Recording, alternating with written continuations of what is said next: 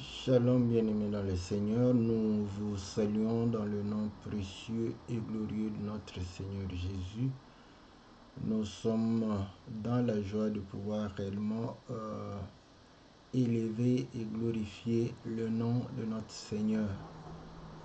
Que Dieu soit loué, exalté pour son amour et sa grâce.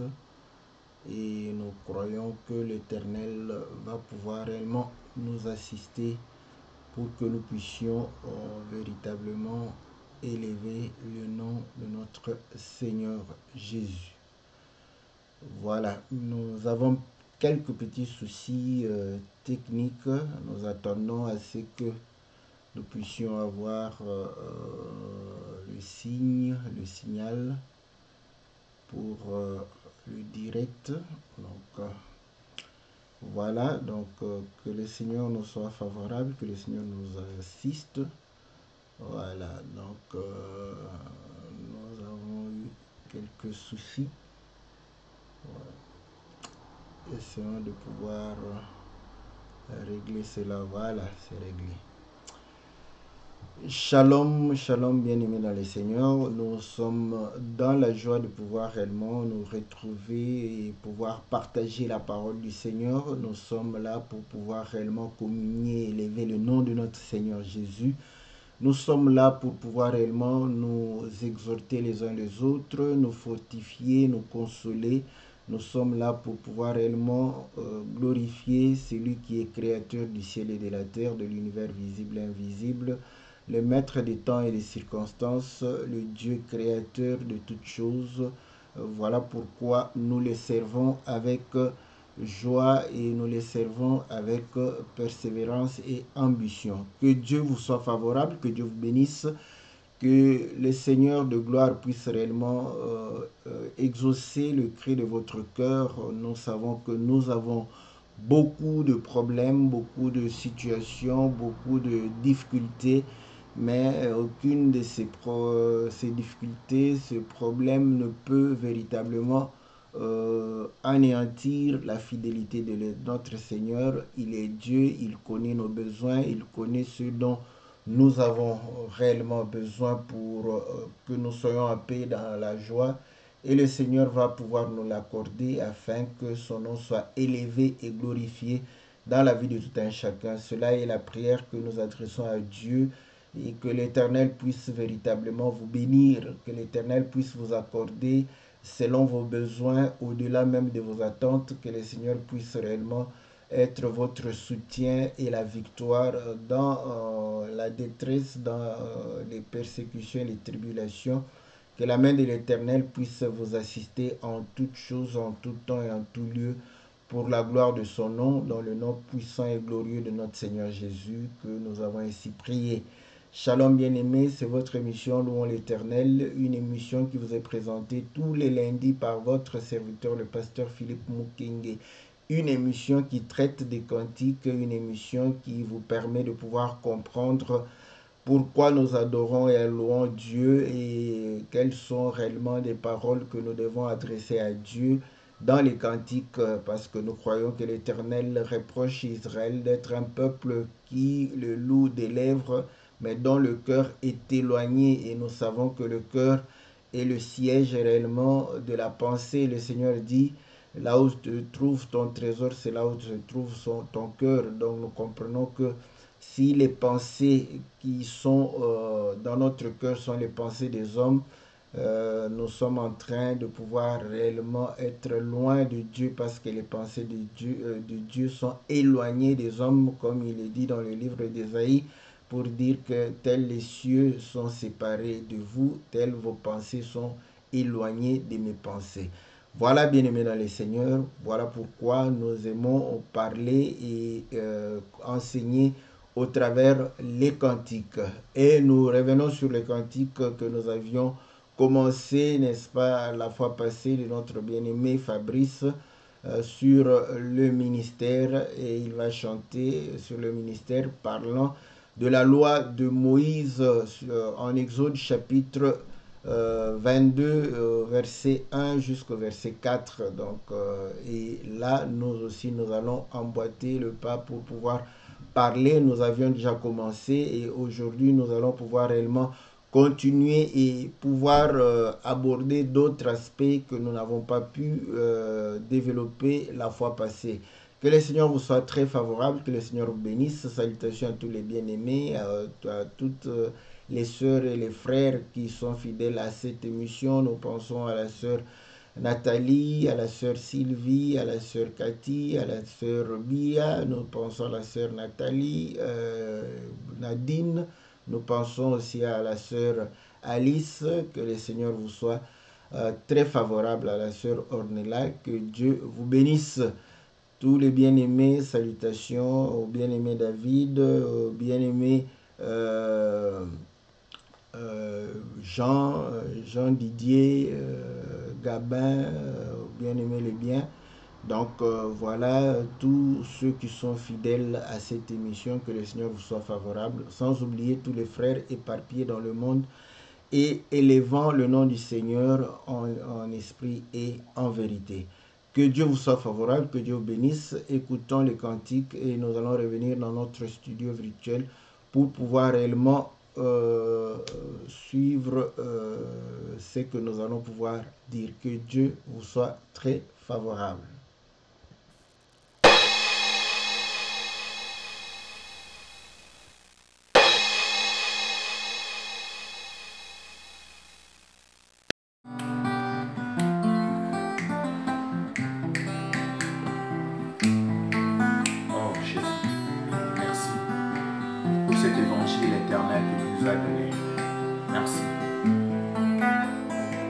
Le Seigneur, lorsqu'il parlait dehors, il prêchait, toutes choses étaient voilées. Mais lorsqu'il entrait dans la maison avec ses disciples, tout ce qu'il parlait qui était voilé, mais avec ses disciples, cela a été révélé. C'est ce qu'on appelle l'évangile éternel. Pour d'autres, elle est cachée, voilée. Mais pour nous, merci Seigneur, parce que tout est dévoilé.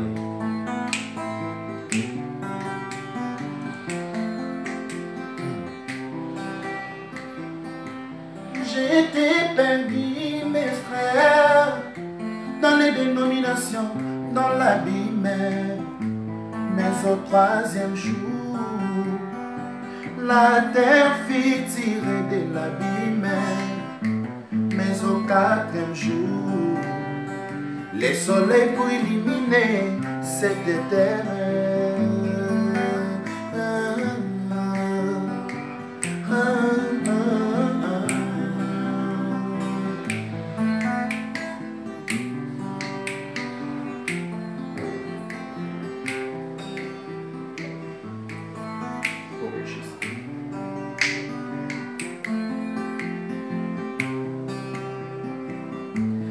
J'étais perdu, mes frères, dans les dénominations, dans l'abîme. Mais au troisième jour, la terre fit tirer de l'abîme. Mais au quatrième jour, les soleils pour illuminer cette terre.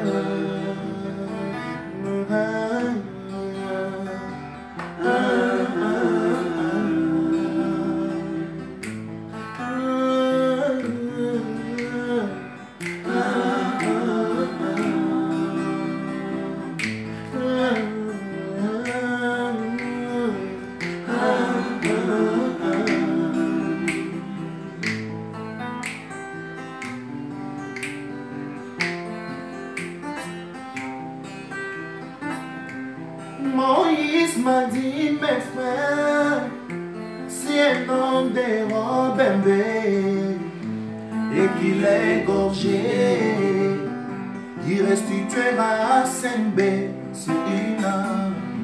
Seigneur Jésus, moi, tu es le frappé des Pères éternels, comme il t'a frappé, il m'a restitué les mystères dans l'Église.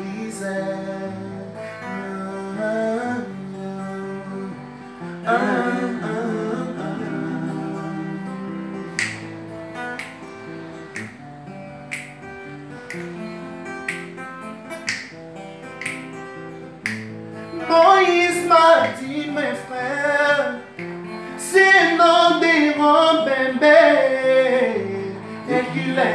égorgé, il restituera Saint B sur du nom. Seigneur Jésus, mon roi, tu es le frappé des Pères éternels, comme il t'a frappé. Il m'a restitué les mystères dans l'église.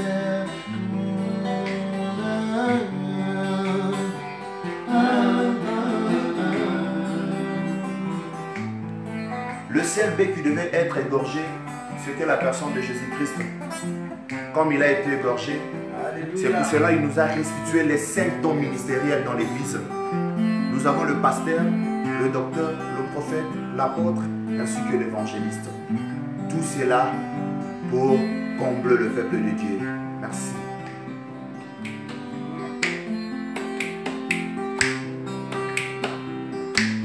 Moïse m'a dit aussi, c'est un nom des robes d'agneau et qu'il est égorgé, il restituera 4 agneaux sur une. Seigneur Jésus, mon roi, tu es la brebis des Pères éternels, comme il t'a frappé, il m'a restitué l'évangile dans l'église.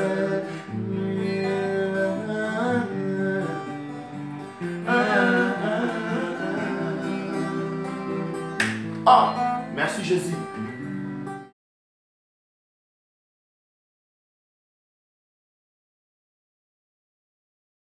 Dans notre studio virtuel pour pouvoir réellement parler, n'est-ce pas, de la parole du Seigneur. Donc, vous avez vu, le bien-aimé a chanté sur la loi de Moïse. Et cette loi disait, nous lisons dans Exode chapitre 22 au verset 1, si un homme dérobe un bœuf ou un agneau, qu'il l'égorge ou le vende, il restituera 5 bœufs pour le bœuf, 5 bœufs pour le bœuf et 4 agneaux pour l'agneau.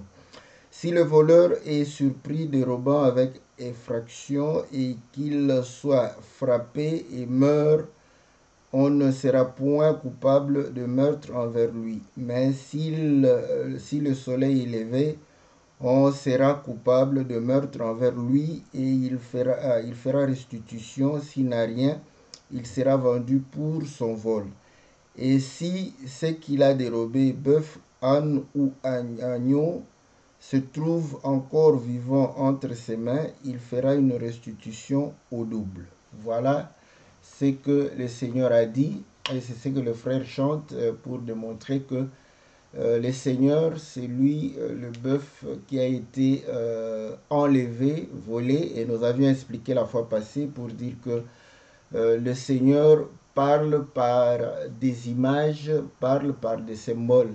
Et Romains chapitre 1 verset 20 nous dit que les perfections invisibles et sa divinité se voient comme à l'œil nu lorsqu'on considère réellement ses ouvrages. Donc nous voyons que dans la création, Dieu a réellement répandu sa divinité et ses perfections invisibles. Et ainsi, lorsqu'il parlait de bœufs, il était en train de cacher une divinité ou une perfection invisible dans le bœuf. Et là, nous avions lu l'écriture de 1 Corinthiens au chapitre 9. Et là, Paul est en train de pouvoir dire que il est dit, tu n'en muselleras pas le bœuf quand il foule le grain. Et comme nous avons compris que le bœuf est utilisé, n'est-ce pas, pour labourer la terre, pour fouler au grain, donc, et au service, n'est-ce pas, de l'homme. Et là, il se pose la question, est-ce que Dieu prenait-il la peine pour les animaux? Non, Dieu parlait de ses serviteurs. Et ainsi, nous voyons que le bœuf exprime le serviteur. Et nous avions vu que le Seigneur est devenu serviteur. La Bible dit dans Philippiens chapitre 2, et les sentiments qui étaient en Jésus-Christ, lui qui était sous forme de Dieu n'a point regardé comme une proie arrachée d'être égal à Dieu. Il s'est dépouillé, il s'est rendu semblable à l'homme et a même servi l'homme qu'il a créé. Il s'est humilié, donc nous voyons que le Seigneur est devenu un serviteur.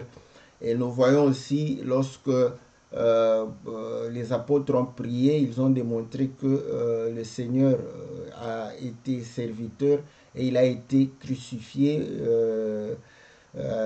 par Ponce Pilate et Hérode qui se sont complotés contre le Seigneur. Donc le Seigneur étant le serviteur, nous comprenons que le Seigneur est aussi le bœuf. Et là, nous avions dit que les Écritures rendent témoignage du Seigneur Jésus. Donc quand vous lisez une écriture, surtout pour moi, je ne exclus aucune écriture parce que lorsque le Seigneur a dit les Écritures rendent témoignage, il n'a pas spécifié. Donc nous disons toutes les Écritures rendent témoignage de Jésus. J'entends quelqu'un me poser la question, même les Écritures concernant Satan, le diable. Je vais te dire que oui, parce que Satan c'est un imitateur, vous voyez. Donc on ne pouvait pas parler de lui si Dieu n'existait pas. Donc on n'allait pas parler aussi de Satan. Donc voilà, c'est là où vous allez comprendre que Antichrist, vous voyez, ça c'est l'Antichrist. Donc il parle de Christ, mais en opposition, en étant adversaire.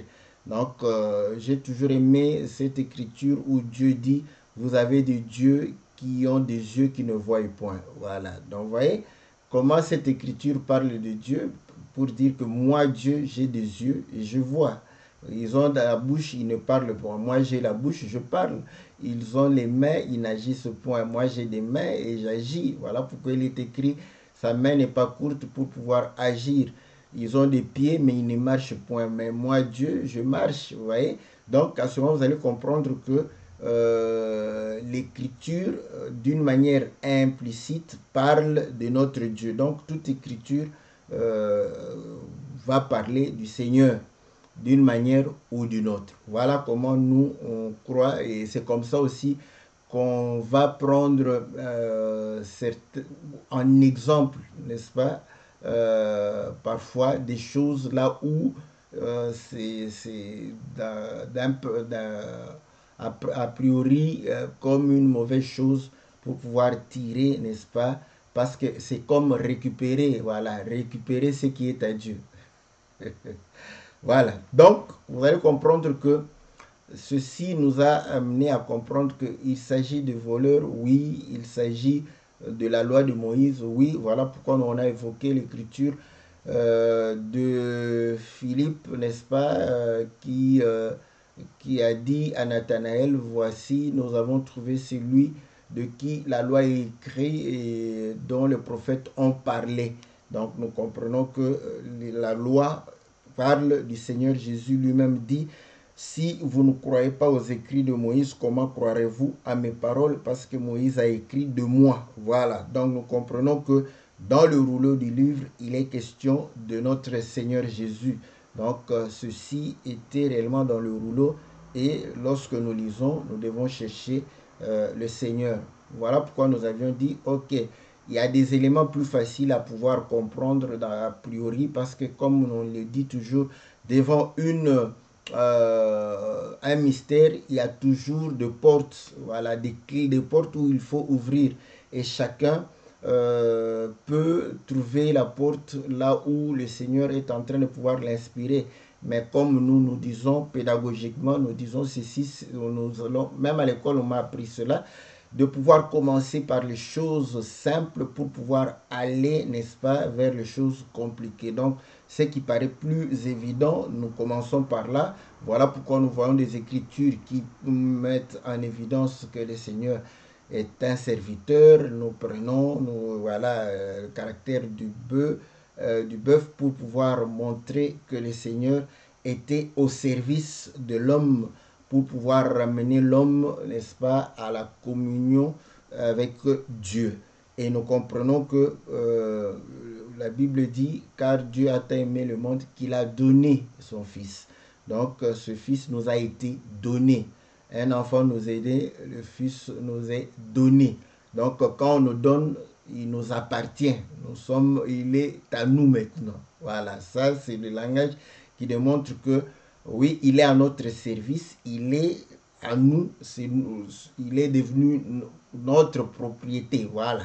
Donc, faut pas avoir peur de cela. Et comme ça, nous allons comprendre que lorsque le Seigneur parle de sa mort, nous avons évoqué cela, Pierre va dire que non, non, non, non, en tout cas, je ne suis pas d'accord. Et les disciples étaient tristes quand le Seigneur parlait de pouvoir s'en aller, et il va leur exhorter pour dire qu'il est avantageux pour vous que je puisse m'en aller afin que vous puissiez recevoir un autre consolateur. Vous voyez, donc il part et il y a comme une compensation. Donc même lui, il a été dans cette logique de compenser. Donc je pars pour pouvoir compenser avec l'esprit.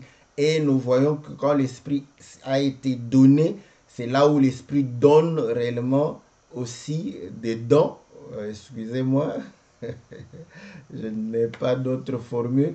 Donc, bon, l'esprit répand le don, n'est-ce pas, à l'Église. Et l'Écriture dit, il a donné des hommes, les uns comme apôtres, comme prophètes, comme docteurs, comme évangélistes, comme pasteurs. Donc nous voyons que l'esprit qui a été comme une compensation est venu avec les 5 dons ministériels pour pouvoir permettre à l'Église de se perfectionner, pour pouvoir permettre à l'Église, n'est-ce pas, de s'édifier et de pouvoir atteindre la stature parfaite de Christ, selon qu'il est écrit dans le livre de Éphésiens au chapitre 4. Donc voilà, et là nous avions aussi parlé, parce que ce qui est difficile à digérer, c'est le caractère du voleur, et c'est là où nous avions dit que le Seigneur nous appelle à la vigilance pour dire que voilà, l'avènement du Fils de l'homme viendra comme un voleur vient pendant la nuit, et il dit que ce jour-là viendra comme un voleur et va surprendre beaucoup de gens. Et nous avions dit que le jour naturel ici se lève le matin et voilà, se décline le soir.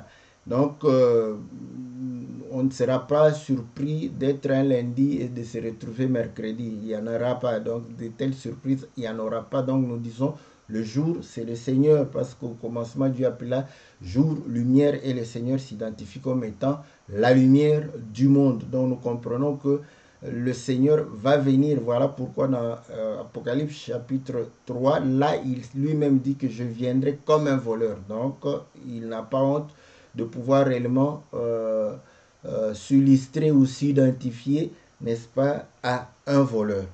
Et là, nous avions dit, nous ne parlons pas de n'importe quel voleur, nous parlons du voleur de la loi d'Exode chapitre 22. Pour que tu ne puisses pas venir réellement comparer notre Dieu au voleur qui habite ton quartier, ce n'est pas de celui-là que nous sommes en train de pouvoir parler, n'est-ce pas?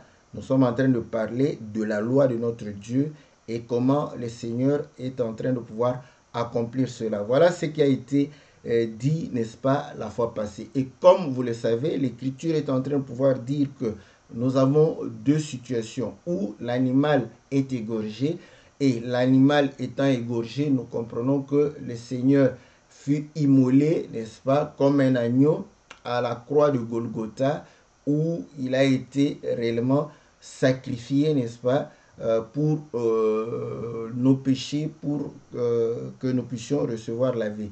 Mais cependant, nous avions lu dans le verset 4, si l'animal se trouve encore vivant entre ses mains, il fera une restitution au double. Donc, nous avions démontré que le bœuf parle du Seigneur, n'est-ce pas, comme étant le serviteur de Dieu. Le bœuf parle aussi des serviteurs de Christ.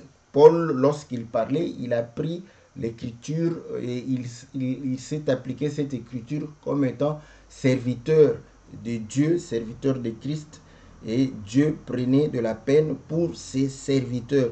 Donc nous comprenons qu'à ce moment-là, le bœuf ne parle pas que du Seigneur Jésus, mais le bœuf parle des serviteurs, n'est-ce pas, que l'Éternel a pu utiliser, n'est-ce pas, pour pouvoir permettre à son peuple de recevoir sa parole. Et là, vous allez comprendre que lorsque nous lisons les Écritures, nous devons parcourir parce que nous n'allons pas imaginer les choses comme nous l'avons toujours dit. Il nous a été enseigné de ne pas raisonner sur les Écritures. Et nous devons parcourir parce que le Seigneur dit que les Écritures rendent témoignage de moi. Donc les Écritures sont des témoins. Et il est dit que la vérité est établie par le témoignage de 2 ou de 3. C'est là où nous comprenons que lorsque nous voulons établir une vérité, nous devons avoir 2 ou 3 témoins. Ici, on est en train de nous donner un témoin où on parle des animaux, on parle de bœuf.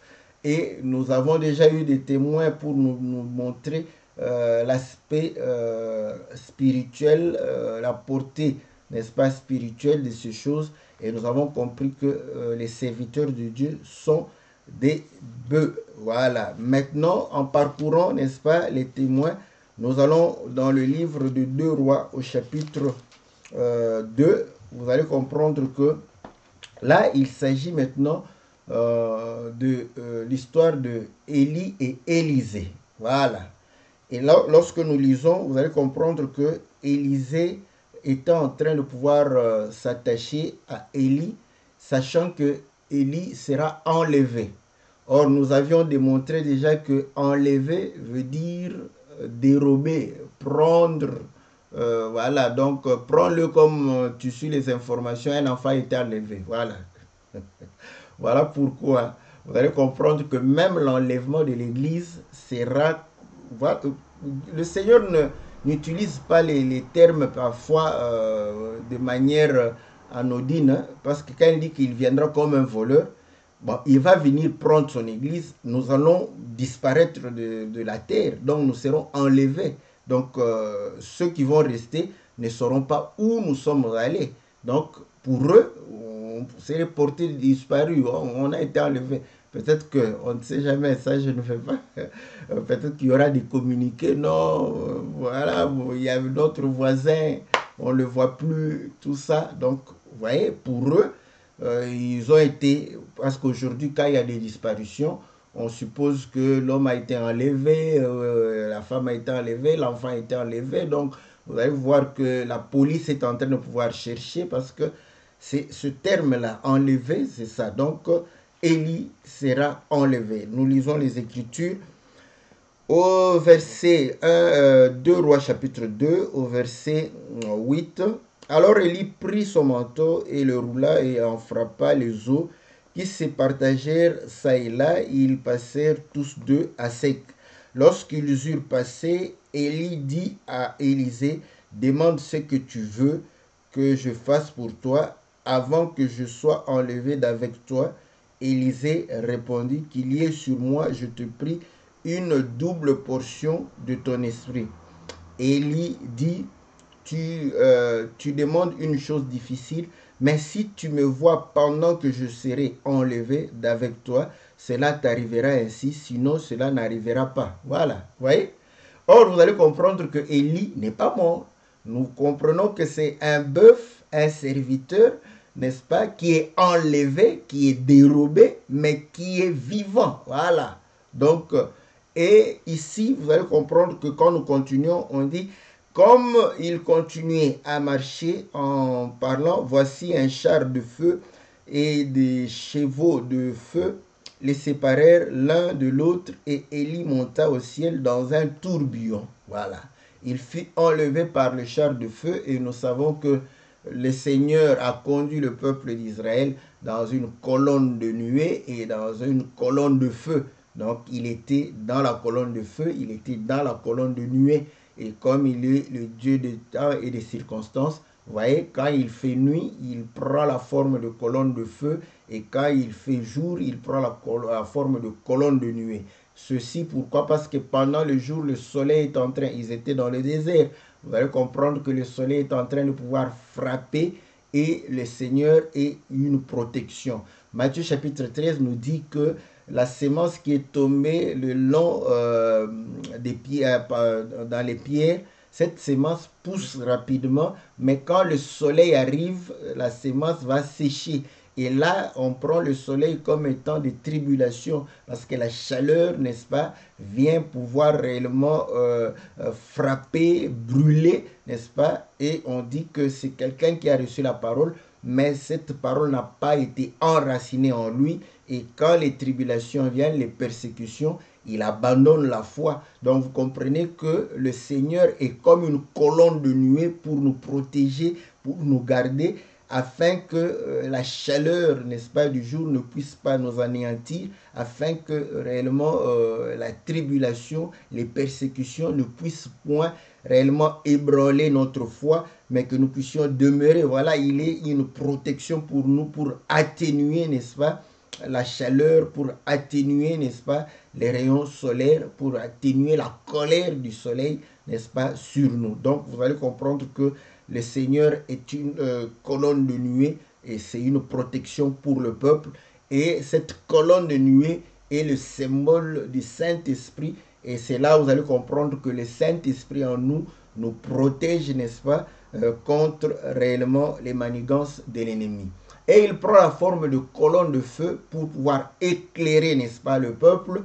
Parce que dans les ténèbres, vous allez comprendre que nous ne savons où marcher, où mettre le pied, mais étant la colonne de feu, à ce moment-là, le Seigneur est en train d'éclairer notre chemin pour que nous puissions marcher dans la sainteté, dans la droiture, dans la justice, pour que nous ne puissions point broncher, pour que nous ne puissions point heurter une pierre, afin de pouvoir réellement chuter. Donc, il nous préserve comme une lumière contre les œuvres des ténèbres, comme une lumière contre la souillure, l'impudicité, contre toutes ces choses, vous voyez. Donc là, l'Éternel était dans la colonne de feu et c'était pour pouvoir guider le peuple. Et vous allez comprendre que lorsque Pharaon est en train de poursuivre le peuple, le Seigneur va démontrer qu'il est la colonne de nuée, il est la colonne de feu en même temps.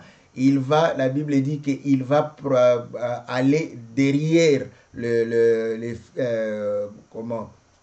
camp des fils d'Israël et il sera une nuée ténébreuse pour les Égyptiens à tel point qu'ils ne voyaient plus le chemin, ils ne pouvaient plus avancer.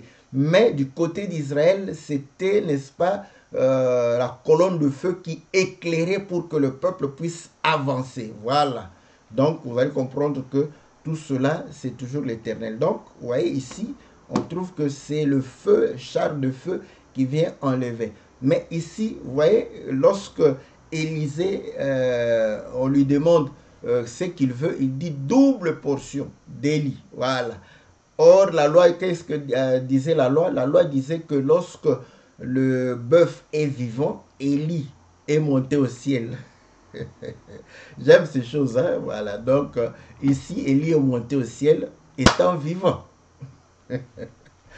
Voilà, que le Seigneur va dire que personne n'est monté au ciel. Voilà, donc je ne sais pas si dans les vidéos, au moins j'ai déjà répondu parce que ça fait pratiquement 15 ans maintenant, on est en train toujours dans les médias, donc avant que nous ayons, n'est-ce pas, cette possibilité d'être suivis, n'est-ce pas, de manière audiovisuelle. Donc on avait parlé déjà de cela, je ne sais pas si j'ai déjà repris cela. Je peux reprendre ça pour que ça soit audiovisuel. Donc, personne n'est monté au ciel si ce n'est celui qui est descendu du ciel et qui est dans le ciel. Donc, où est allé Élie? Donc, par rapport à cette parole, il n'est pas allé au ciel. Donc, il ne faut pas... Vous savez, parfois, je parlais à un collègue, il me disait, mais... le Dieu Tout-Puissant, moi je dis oui, non, le raisonnement que tu fais est bon, voilà. Mais je lui ai dit, moi j'ai des réponses parce que j'ai des réponses à mes séquences de questions, voilà. Vous voyez, donc quand je lis ici, Élie est allé au ciel, je dis Amen. Ok, maintenant quand je lis le Seigneur dans Jean chapitre 3, lorsqu'il dit que personne n'est monté au ciel si ce n'est que le Fils de l'homme qui est descendu du ciel et qui est dans le ciel, je dis Amen. à ce moment-là, quand je prends cette écriture par rapport à Élie, je dis qu'Élie n'est pas allé au ciel, sinon le Seigneur serait un menteur. C'est comme ça. Donc, quand tu crois comme ça sera plus facile. Il ne faut pas trop raisonner. Mais alors, donc à ce moment, on se demande, mais il est allé où? Voilà. Donc, c'est vrai que les yeux naturels voient le ciel, mais est-ce que le ciel que Dieu parle, c'est le ciel qui est au-dessus de nous? Non. Sinon, les Américains auraient déjà vu le trône de Dieu. Donc, vous allez comprendre que Élie, n'est-ce pas, est vivant. Et là, on doit donc rembourser, n'est-ce pas, deux bœufs à la place, n'est-ce pas, du bœuf qui a été enlevé. Voilà pourquoi vous allez comprendre que Israël, d'abord ici encore, ils ont traversé le Jourdain, ils sont allés dans le territoire des premiers-nés, n'est-ce pas? C'est là où Élisée va recevoir, n'est-ce pas, la double portion d'Élie. Or, nous savons que le premier-né de Dieu, c'est Israël, selon Exode chapitre 4, je crois le verset 22, lorsque le Seigneur dit à Moïse, dit à Pharaon, de pouvoir libérer mon peuple Israël, mon premier-né. Donc, vous voyez, donc Israël, c'est le premier-né. Ils sont allés dans le territoire de premier-né. Il y a encore une loi qui dit que quand un homme a deux femmes et qu'il aime l'une et n'aime pas l'autre, il va pouvoir réellement donner à l'enfant, le premier-né de la femme qui n'aime pas, la double portion de ses biens. Or, nous avions... c'est même avant la loi. Hein. Voilà pourquoi avant même la loi, vous allez voir que Jacob avait deux femmes et Léa n'était pas aimée, Rachel était aimée. Donc nous comprenons que Léa, comme elle n'était pas aimée, son fils devrait avoir la double portion. Mais son fils était qui? Ruben. Le problème maintenant de Ruben, il est allé coucher avec la femme de son père. Voilà pourquoi... il a manqué, n'est-ce pas, la prééminence. Voilà. Mais la Bible dit, va dire quoi? Vous voyez, comme il a manqué la prééminence, cela va aller chez Joseph. Et là, vous allez voir que je n'entre pas dans... il ne faut pas trop de questions. On répond, comme je dis, je réponds à des questions. Vous allez voir que on dit que la prééminence est passée chez Joseph. Et c'est 1 Chronique chapitre 5 qui le dit. Quoique Joseph ne fut pas enregistré comme premier-né, n'est-ce pas? Mais c'est lui qui avait la prééminence. Voilà pourquoi Joseph avait deux fils en Égypte, n'est-ce pas? Manassé et Ephraïm. Que lorsque Jacob est allé en Égypte, va prendre ces deux fils-là, vous voyez? Donc ces deux fils, c'est Joseph. C'est la part de Joseph, deux. Il va les prendre, il va les insérer dans son héritage. Donc, Joseph va recevoir deux portions en Israël par Manassé et Ephraïm. Voilà. Donc, vous allez comprendre que 1 Chronique chapitre 5 démontre que maintenant, comme Joseph n'était pas inscrit comme premier-né, cependant, vous voyez comment Dieu fait? Dieu, bon, lui n'est pas inscrit, l'autre est sacrifié, il prend les qualités de la prééminence, il donne à Judas.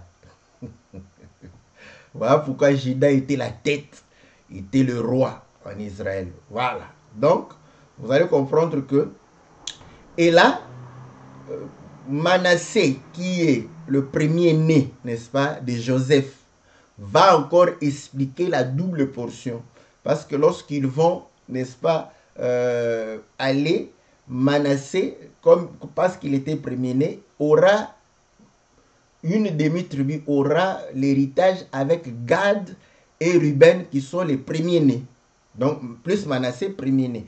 Une autre partie va recevoir, n'est-ce pas, l'héritage du côté de l'Occident du Jourdain.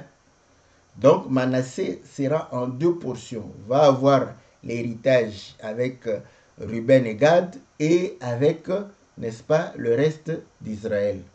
Et là, nous comprenons que ceci explique, n'est-ce pas, pourquoi Jean-Baptiste était Élie. Vous voyez? parce que Élisée reçoit. Quand vous lisez Élisée, vous n'aurez pas la révélation sur sa double portion. Il n'a pas fait double portion de miracles d'Élie. Vous voyez, il n'a pas prophétisé 2 fois plus qu'Élie, donc vous ne pourrez pas quantifier cela. Donc cela était prophétique, donc il a reçu cela dans le territoire des premiers-nés. Donc il s'agissait d'Israël qui était le premier-né. Et là nous voyons que Jean-Baptiste vient comme Élie. Mais Israël va rejeter. Il vient comme Élie pour préparer le chemin du Seigneur et Israël ne va pas recevoir. Donc, vous allez comprendre, voilà pourquoi le Seigneur dit que Élie va encore venir. Voilà. Donc, une deuxième portion d'Élie pour permettre à Israël de pouvoir réellement revenir, n'est-ce pas, à la loi de Dieu et revenir à l'alliance que Dieu a traitée avec ses pères. Donc voilà cet aspect aussi, n'est-ce pas, du voleur de bœuf qui vole le bœuf et lorsqu'il est attrapé que le bœuf est vivant, il doit rembourser au double. Maintenant, il y a... Oh là là. Bon, je vais aller rapidement, hein, comme ça. Il est dit que voilà, si le voleur est surpris de rebond, n'est-ce pas, avec effraction et qu'il soit frappé et meurt, on ne sera point coupable de meurtre envers lui. Voilà. Donc, ça, vraiment, les Africains peuvent se retrouver. Quand vous attrapez un voleur la nuit, là, les Africains tabassent avant d'amener le voleur chez le policier. Et on le tabasse vraiment copieusement. Bon, s'il meurt, les gens disent, bah, il a volé, hein, voilà, donc c'est sa faute, hein, il ne fallait pas qu'il vole. Certains seront là, oh, vous voyez, il fallait l'amener à la police, tout ça. Mais je prends cette image pour comprendre que ça peut arriver, et s'il meurt comme ça, voilà. Donc, selon la loi de Moïse, vous n'êtes pas coupable. Bon, comme on ne parle pas de voleurs de mon Congo là-bas, comme je l'ai dit, je n'ai pris que cet exemple pour illustrer que voilà, quand on attrape le voleur, généralement on a tendance à le tabasser. Mais ici, la loi dit que nul ne peut se rendre justice. Donc n'ose pas, parce que tu auras frappé comme ça et c'est toi qui iras en prison en premier. Et le voleur sera encore peut-être en liberté provisoire. Et toi, tu vas te retrouver en prison. Donc nous disons ceci. L'écriture démontre que si on attrape le voleur, on le frappe, il meurt, on n'est pas coupable. Et c'est là où nous disons, c'est là où nous disons qu'on ne prêche pas en français parce qu'on n'a pas la logique. Vous voyez que de l'autre côté, quand on parlait du verset 1, le bœuf, c'était le Seigneur Jésus. Voilà. Maintenant, vous savez que Dieu, vous ne pouvez pas le tuer. Voilà. Et c'est là où nous avions parlé, parce qu'on voulait parler de Dieu, n'est-ce pas, comme celui qui a enlevé, qui a pris. Nous avions utilisé les termes de voleur et nous avions parlé déjà du Seigneur qui s'identifie au voleur. Voilà. Maintenant ici, vous allez comprendre que nous comprenons que, bon, excusez-moi ceux qui croient à la Trinité, parce que c'est là où... Mais comment il est lui-même, le bœuf, maintenant il devient le voleur? Nous disons oui, calme-toi. Crois-tu que le Seigneur est le souverain sacrificateur? Si tu dis oui, je sais que tu vas dire oui parce que l'écriture est noire sur blanc. Crois-tu qu'il est le sacrifice? Donc pose-toi la même question, comment il est sacrificateur et sacrifice en même temps? Simple comme bonjour, il est sacrificateur et sacrifice en même temps quand il dit que personne ne peut prendre ma vie, je donne ma vie. Donc voilà, c'est lui qui donne sa vie, il donne sa vie comme étant sacrificateur. Quand il donne la vie, il est sacrifice. Voilà, donc vous allez comprendre que c'est facile à pouvoir saisir et comprendre. Écoutez, le Seigneur, quand il lave les pieds de ses amis, il dit que moi qui suis maître, je vous ai servi. Vous voyez, il est maître, il est serviteur. Comment il peut être maître et serviteur? Voilà. Donc, il démontre que Je suis maître, mais je vous donne l'exemple de servir. Parce que chez moi, être maître, ce n'est pas t'asseoir sur un trône et être servi. Voilà où notre ex-président a volé la devise du impère. Servir et non se servir. Mais entre-temps, il faisait le contraire. Il se servait au lieu de servir le peuple. Mais c'était une bonne idée. Donc, le chef doit servir. Voilà. Vous voyez, vous pouvez avoir une bonne idée, mais si vous n'avez pas le Saint-Esprit, ça ne vous servira à rien. Donc, confère l'ex-président du Zaïre. Il avait une très bonne idée, mais sans le Saint-Esprit, ça ne lui a servi à rien. Donc, vous allez comprendre que maintenant, nous prenons rapidement les Écritures. Comment aussi? Parce que Jacob, voilà, Jacob parle du Seigneur, voilà. Je prends cet exemple pour faciliter la compréhension. Jacob, son nom c'est usurpateur, supplanteur, voilà.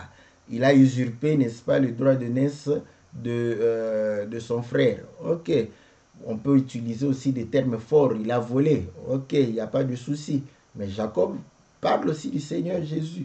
Donc dans ce cas-là, vous pouvez comprendre que si vous y allez là-bas, vous pouvez facilement aller vers le Seigneur Jésus.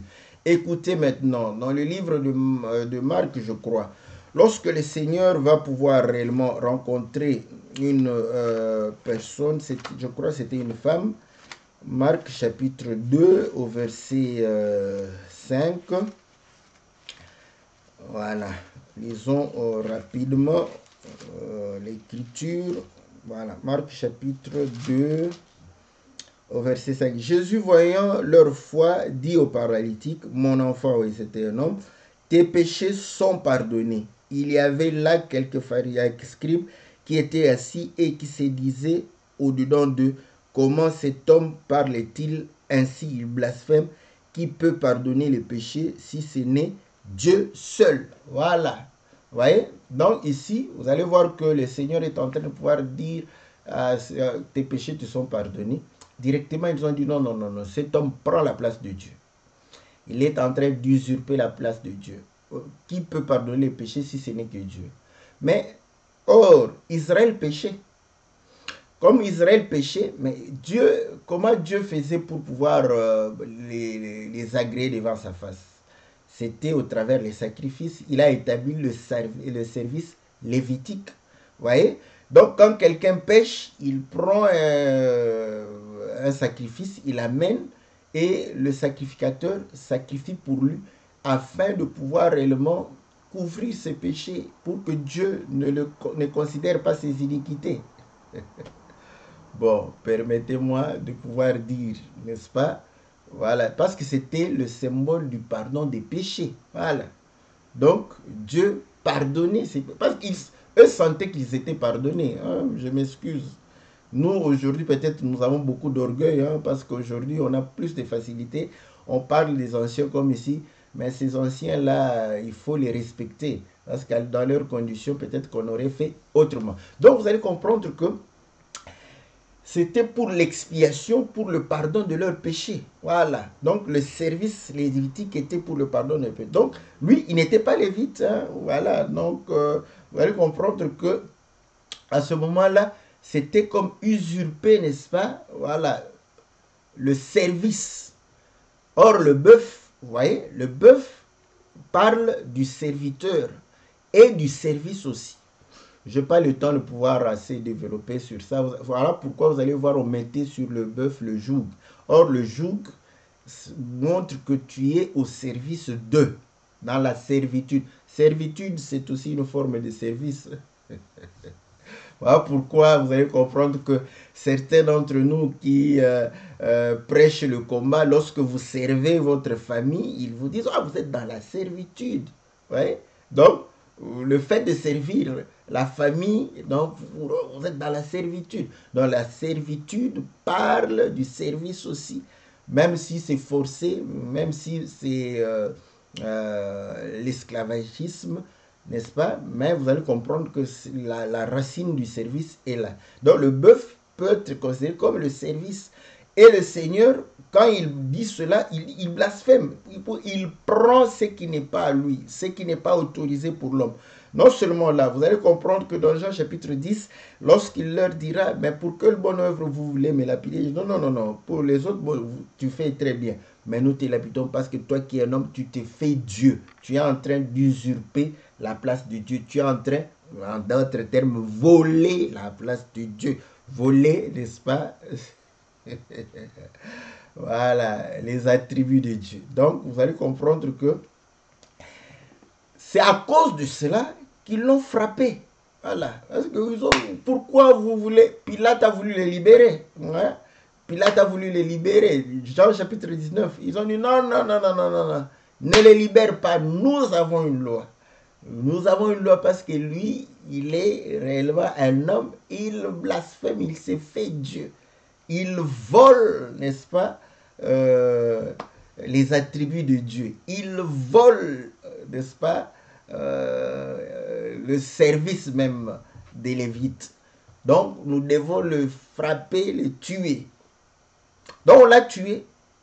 Et le Seigneur à la croix va démontrer que non, non, parce que la loi disait que bon, si vous l'attrapez comme ça avec infraction, vous pouvez vous le tabasser, il meurt. Vous n'êtes pas coupable. Le Seigneur dit pardonne-leur car ils ne savent pas ce qu'ils font. Or, il était dit que c'est pendant la nuit. Ok, bon, on a quelques difficultés parce qu'on s'est dit, voilà pourquoi nous disons toujours qu'il n'y a pas toujours de logique. C'est vrai que dans un développement, Dieu est plus logique que les hommes. Il y a toujours une logique dans un développement. Mais il ne faut pas, dans tous les aspects, croire que ça part dans une même logique. Non, Dieu peut changer de logique, n'est-ce pas? Donc vous allez comprendre que nous avons toujours compris que Israël a traité avec Dieu le matin. Oui, parce que Moïse a sacrifié le matin, l'alliance a été établie le matin. Oui, tous les prophètes ont été envoyés le matin. Il y a des écritures en Ézéchiel, en Jérémie, qui démontrent que le matin, Dieu a envoyé les prophètes pour pouvoir parler à Israël. Donc, Israël et le peuple du matin nous disent oui. Mais le matin, ce n'est pas seulement le matin physique ici. Voilà, parce que là, c'était un exemple avec le matin physique. Vous voyez? Mais vous allez comprendre que le matin est synonyme de lumière. Il y a eu un soir, il y a eu un matin, ce fut le premier jour. Et Dieu appela ténèbres nuit, il appela lumière jour. Donc, vous allez comprendre que quand le Seigneur dit il y a 12 heures dans un jour, donc vous allez comprendre, il parle de la matinée. Donc, voilà. Donc, nous comprenons que le matin, c'est la lumière. Ok. Maintenant, eux étaient ignorants. Donc, quand ils sont ignorants, ils sont dans les ténèbres. Vous allez voir même dans les dessins animés, quand quelqu'un est en train de réfléchir, s'il trouve quelque chose, on dessine une lampe qui s'allume. Voilà. Pour dire que voilà, il a maintenant la lumière sur ce qu'il est en train de chercher. La connaissance, c'est la lumière. Voilà. La parole, c'est la lumière. En elle était la vie et la vie était la lumière des hommes. Voilà, vous allez comprendre que la connaissance, c'est la lumière. Et eux, ils étaient dans les ténèbres parce qu'ils n'avaient pas la connaissance. Pour preuve, la loi qui a été donnée le matin, Dieu va descendre sur le mont Sinaï et va s'entourer de nuées ténébreuses. Voilà, c'était une lumière, mais entourée de ténèbres. C'est comme ça que dans Matthieu chapitre 6, verset 22, je crois, le Seigneur dit, l'œil est la lampe du corps. Si l'œil est en mauvais état, vous voyez, vous allez comprendre que le corps sera mal éclairé. Et s'il dit que si l'œil est en mauvais état, c'est que le corps est dans les ténèbres et ces ténèbres seront plus grands. Or, vous allez comprendre que Israël, c'était ceux qui croyaient voir. Parce qu'ils avaient la loi, ils avaient, n'est-ce pas? Mais cette loi était ténébreuse pour eux. Donc, nous comprenons une chose que Israël, sur le plan de la connaissance, sur le plan de la révélation, Israël était dans les ténèbres, dans la nuit, dans l'ignorance. Voilà pourquoi ils ont tué les seigneurs et les seigneurs. Et écoutez, vous allez comprendre que nous aussi, nous avons participé, n'est-ce pas? Parce que Hérode et Pilate se sont ligués pour pouvoir tuer les seigneurs. Et la Bible dit que lorsque nous péchons maintenant après avoir reçu la connaissance, oh là là, c'est un problème, vous voyez? Parce que si le jour se lève, ils seront coupables. Lisons une écriture dans Hébreux chapitre 10, assez rapidement, voilà. Hébreux chapitre 10, voilà. Nous lisons au verset 26. Car si nous péchons volontairement après avoir reçu la connaissance de la vérité, il ne reste plus de sacrifice pour les péchés. Vous voyez? Donc, la connaissance, c'est le soleil. Voilà pourquoi Pierre dit, nous tenons d'autant plus nous tenons d'autant plus ferme à la parole prophétique, comme à une lampe qui brûle dans un lieu ténébreux. Voilà. Jusqu'à ce que la lumière jaillisse, jusqu'à ce que le jour apparaisse, le soleil, n'est-ce pas, l'étoile du matin s'élève. Donc, nous avons la connaissance, voilà pourquoi nous, aujourd'hui, nous n'avons pas droit de pouvoir pécher. On est dans la grâce, mais je vous dis que la grâce est plus difficile, hein. Parce qu'eux, au moins, ils étaient dans l'ignorance. Dieu ne tient pas compte du temps d'ignorance. Maintenant, nous avons la lumière, nous avons la connaissance. Donc, nous avons l'obligation de ne pas pécher. Voilà pourquoi la Bible dit qu'un enfant de Dieu ne pêche point. Parce que maintenant, vous allez comprendre que le soleil s'est levé, c'est le jour. Voilà pourquoi Hébreu dit que si quelqu'un a goûté au don de l'esprit, il a goûté à toute la connaissance et rétrograde, il est difficile. Parce qu'il n'y a plus de sacrifice. Voilà. Donc, vous allez comprendre que c'est comme ça que le Seigneur dit qu'il ne faut pas, n'est-ce pas, comment faire porter, n'est-ce pas, ceux qui pêchent dans l'ignorance, leur fardeau, leur culpabilité. Donc, frère, voilà pourquoi, quand tu entends la voix du Seigneur, n'hésite pas, ouvre. Et lorsque tu reçois la lumière, comprends que tu es obligé, tu deviens esclave de la vérité, tu es obligé de vivre la vérité, de ne point pécher. Parce que si tu pêches volontairement, ayant la connaissance, il t'est difficile, n'est-ce pas, de pouvoir réellement te repentir. Voilà, donc, nous comprenons que ça concernait aussi le Seigneur. Voilà, il a été, et lorsque le soleil va s'élever, vous voyez, lorsque le soleil va s'élever, le Seigneur va encore les visiter, n'est-ce pas, il va envoyer les besoins et pouvoir réellement, ils vont se répandre. Ceux qui ne croiront pas seront condamnés. Plus une question, n'est-ce pas, de pouvoir réellement les pardonner. Donc, nous revenons, n'est-ce pas, et il dit, je vais aller vite, hein, il dit que voilà, si c'est un agneau, il doit rembourser 4 fois l'agneau. Or, l'agneau, Jean-Baptiste présente l'agneau qui ôte le péché du monde. Et là, nous comprenons que le salaire du péché, c'est la mort. Le don gratuit de la vie vient par le Seigneur Jésus. Donc, l'agneau donne la vie parce qu'il est en train de ôter le péché.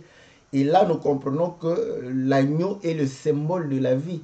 Le Seigneur a souffert, se sacrifiant, offrant sa vie. Il n'y a plus grand amour de donner sa vie pour ses amis. Donc, l'œuvre de la croix, c'était l'œuvre du don de la vie, n'est-ce pas, du Seigneur à nous qui étions morts. Donc, nous comprenons que l'agneau symbolise la vie. Or, vous allez comprendre que la terre au commencement n'avait pas la manifestation de la vie. Il n'y avait aucun arbre qui poussait. Et Dieu va planter un jardin. Et du jardin va sortir, n'est-ce pas, un fleuve qui va se séparer en 4 bras pour pouvoir arroser le jardin et, n'est-ce pas, garantir la vie. Vous voyez? Donc, vous allez comprendre que c'est une façon de pouvoir démontrer que, voilà pourquoi ce n'est pas 4 fleuves différents. Un fleuve, je n'ai pas le temps de lire. Si vous lisez là-bas, vous allez voir qu'un vient et se sépare en 4. Donc, c'est ça, c'est que nous disons, un agneau qui est pris et donne 4 agneaux. Donc, et là, vous allez comprendre que Israël qui était sorti de l'Égypte, ils étaient sous la domination de Pharaon. ils étaient sous la condamnation de la mort.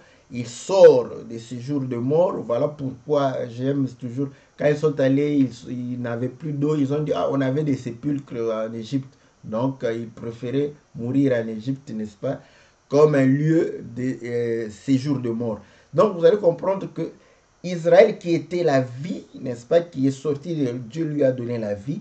Dieu va protéger Israël par 4 corps d'armée, n'est-ce pas? Il y avait Judas, Ruben, Ephraim et Dan. Donc, vous allez comprendre que les 4 camps pour protéger, n'est-ce pas, la vie, n'est-ce pas, qui était, n'est-ce pas, donnée à Israël.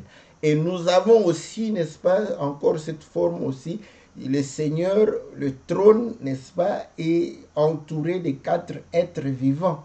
Le lion, l'homme, l'aigle et le veau. Voilà. Tout ça pourquoi? Pour pouvoir garder, n'est-ce pas? Et là, je n'ai pas le temps de développer. Voilà. Bon, si vous lisez Ézéchiel, vous allez comprendre que, au fait, ces 4 êtres parlent des esprits, c'est l'esprit, donc les 4 sont un. Donc, dans Ézéchiel, ça démontre que les roues de 4 étaient, n'est-ce pas, entremêlées. Donc, et c'était l'esprit qui était, donc, ils étaient un. Et là, vous allez comprendre que Dieu protège la vie qu'il nous a donnée. Donc,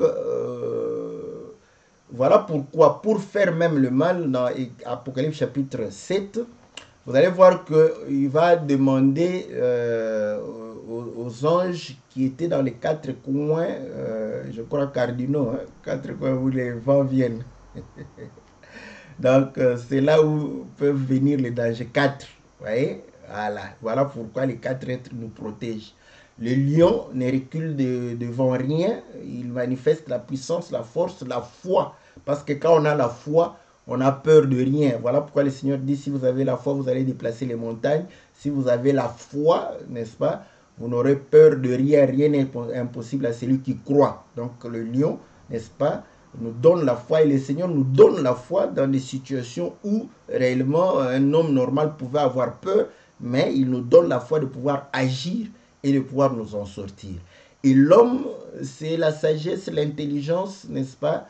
Voilà, c'est là où vous allez comprendre que ceci nous permet de connaître Dieu. Parce que lorsqu'on connaît Dieu, on ne pêche point.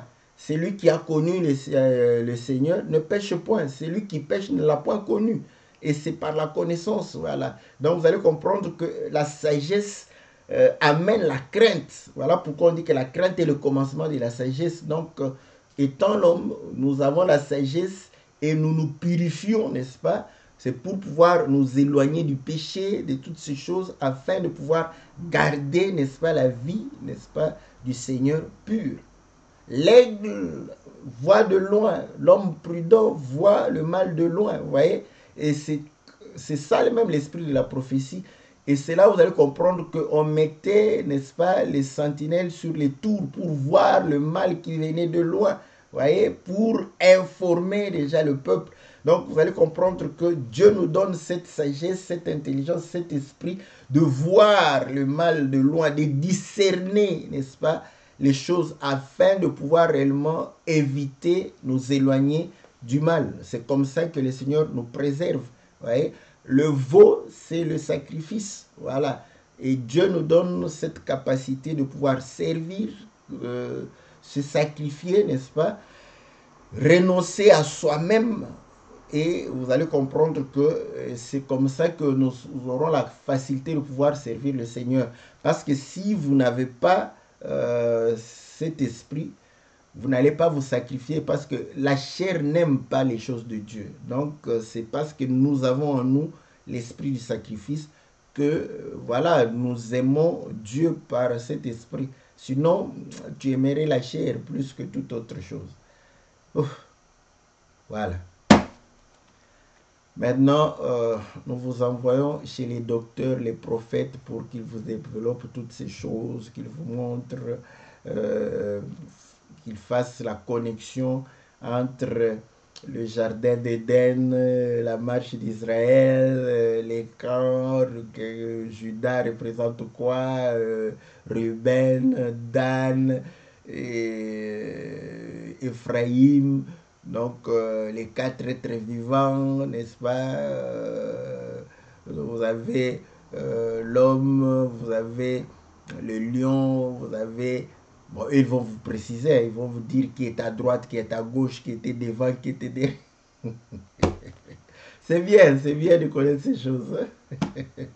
Parce que vous allez, oh, mais tout ça, ça va nous aller. Non, non. Vous allez voir que je pense que Judas était devant. Ouais? Parce que pour avancer, il faut être courageux. Si tu n'es pas courageux, tu ne vas pas avancer. Et Dan était derrière. C'est tout à fait normal.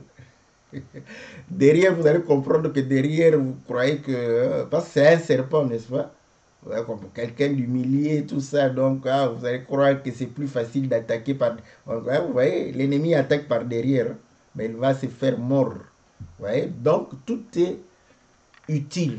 Bon, nous, on n'a pas cette habitude de pouvoir tout développer comme des docteurs, tout ça, vous voyez? Les apôtres, on dit des choses, mais lorsque toutes ces choses, quand on en parle une à une, moi je prends beaucoup de temps pour parler de tout ça. Je crois que j'avais fait une année pour parler du campement de Judas, n'est-ce pas, qui est en fait, dans la marche, il part devant, mais quand ils sont au campement, il est en Orient. Voilà. Tout ça, c'est significatif. Voilà. Donc, vous allez comprendre que Ruben est au sud, n'est-ce pas? En Occident, je crois, c'est Ephraïm, et au nord, c'est Dan. Donc, vous voyez, donc, mais l'ordre de marche, c'est d'abord Judas qui s'en va. Donc, Dan va clôturer la marche. C'est significatif, c'est important pour ta vie. Donc, voilà, quand on développe ça, vous allez comprendre. Mais pour l'instant, nous le disons de manière globale. Et nous croyons que voilà pourquoi rien n'est au hasard, n'est-ce pas? Lorsque le Seigneur dit de rembourser au quadruple, donc il savait pourquoi. Voilà, bien aimé dans le Seigneur, nous mettons un point virgule ici. Nous osons croire que le Seigneur nous sera davantage favorable. Donc, que Dieu vous soit favorable, que Dieu vous bénisse.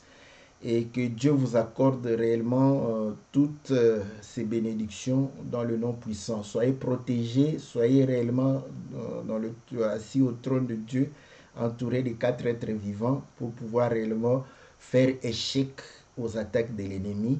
Et que Dieu vous bénisse. On se retrouve mercredi pour l'émission Que la Bible parle. Et lundi pour votre émission Louons l'Éternel.